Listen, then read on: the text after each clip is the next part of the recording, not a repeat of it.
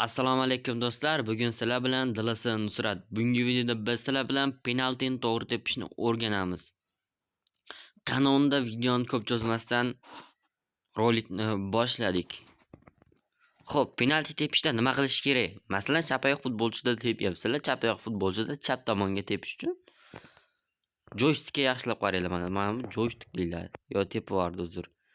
Mana hozir men bosganimcha tepib yubordi. Mana buni sekin bosib qo'ysanglar yetadi. Buni bossanglar B varatari chalg'itadi. B harfi. Sizlar bot bilan o'ynayotgan bo'lsanglar bni bosish ma'qul. Agar odam bilan o'ynayotgan bo'lsanglar A ni bosganinglar ma'qul. Chunki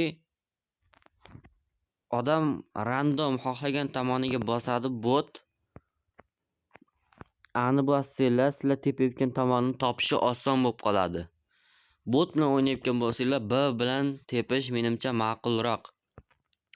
Agar odam bilan o'ynayotgan bo'lsanglar A ni bosib tepaveringlar. Masalan, mana A ni bosdinglar, darvozabon topib oladi. Bot bilan o'ynayapsizlar, onlayn emassizlar, darvozabon topib oladi sizlarning tomonlaringni. Shuning uchun B bilan bosgan ma'qul. Mana S bilan ham bossanglar bo'ladi, bot bilan o'ynayotganlaringda.